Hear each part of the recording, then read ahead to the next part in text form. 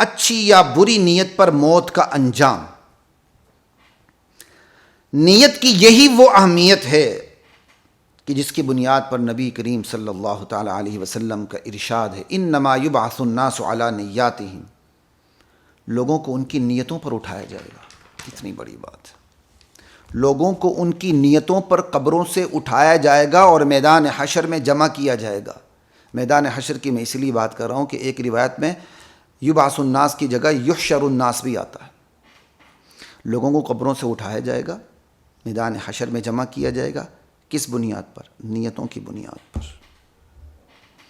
یعنی نیکی یا بدی، نیت کی جو بھی حالت ہوگی، مرتے وقت اس کی اچھی نیت تھی کسی بھی کام کی، اسی پہ اٹھایا جائے گا۔ مرتے وقت بری نیت تھی کسی بھی کام کی، اسی پر اس کو اٹھایا جائے گا۔ جزا اور سزا کا عمل پیش آئے گا۔ کتنی بڑی بات ہے، یعنی لوگوں کو ان کی نیتوں پر اٹھایا جائے گا۔ اس لیے اپنی نیتوں پر نظر رکھنے کی ضرورت ہے۔ ہمیشہ تکلف اور تکلیف سے بھی کام لیتے ہوئے نیت میں حسن کو رکھیں، حسن نیت رکھیں اور نیت میں درستی رکھیں۔ نہ جانے کس گلی میں شام ہو جائے، نہ جانے کب، کس وقت اور کس حالت نیت میں اور کس حالت عمل میں اجل آ جائے، موت آ جائے۔ حسن نیت کی صورت میں تو پھر بیڑا پار ہے، مگر اگر محض نیت بد کے ہوتے ہوئے اور اس پر عمل نہ ہوتے ہوئے بھی موت گلے پڑ گئی تو پھر یہ نیت جس پر عمل بھی نہیں ہو سکا، گلے پڑ گئی نا۔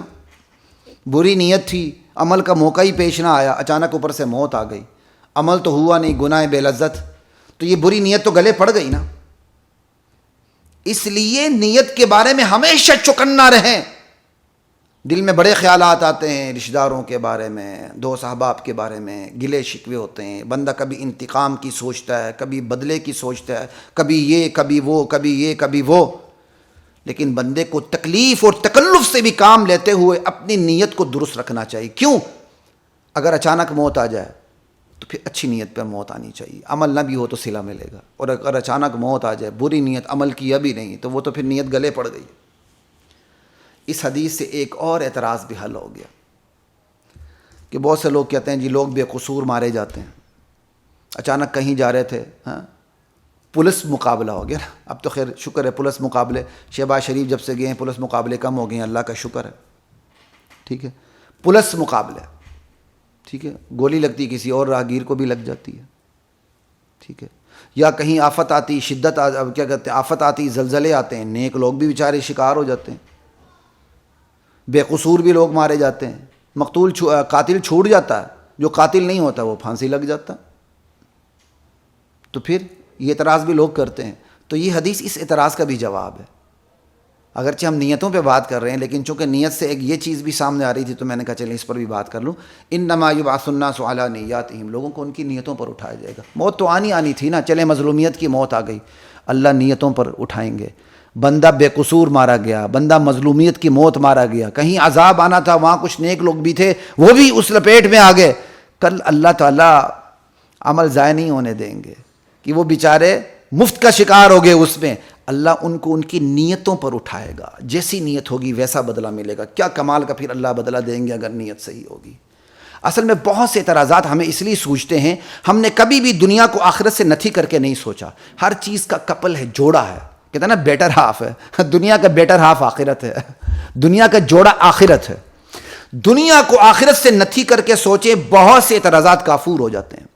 اب دنیا کو دنیا ہی سمجھ کے سوچیں، ہاں جی فلاں بندہ زلزلے میں مرا تھا، بڑا نیک تھا، وہ کیوں مرا تھا، یہ تھا وہ تھا۔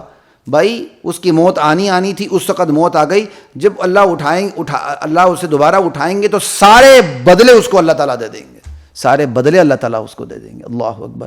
کیا دنیا میں زندہ رہتے ہوئے بندے بیماری کا شکار نہیں ہوتے ہیں، اپاہج پیدا نہیں ہوتے ہیں، فالج زدہ پیدا نہیں ہوتے ہیں، مفلوج پیدا نہیں ہوتے ہیں، ایکسیڈنٹ کا شکار نہیں ہوتے ہیں؟ پھر سارے اعتراضات وہاں بھی کریں۔ لا الہ الا اللہ۔ کوئی کم روزی والا ہوتا ہے، کوئی زیادہ روزی والا ہوتا ہے، آپ بہت امیر ہیں، اگر بالکل فقیر ہے، تو اگر اعتراض کرنے والا امیر ہے تو چلیں اعتراض ختم کر دیں، اپنی دور اللہ کے فقیر کو دے کے اپنے برابر کر لیں نا۔ وہی مفت کی پھلجڑیاں نہیں چھوڑنی چاہیے۔ بات یہی ہے، دنیا کو آخرت سے نتھی کر کے سوچیں گے تو انشاءاللہ بہت سے سوالات پیدا ہوتے ہی نہیں۔ یہ میں نے آپ کو ایک طریقہ کار بتا دیا اعتراضات سے دور رہنے کا۔ مزید آگے چلتے ہیں۔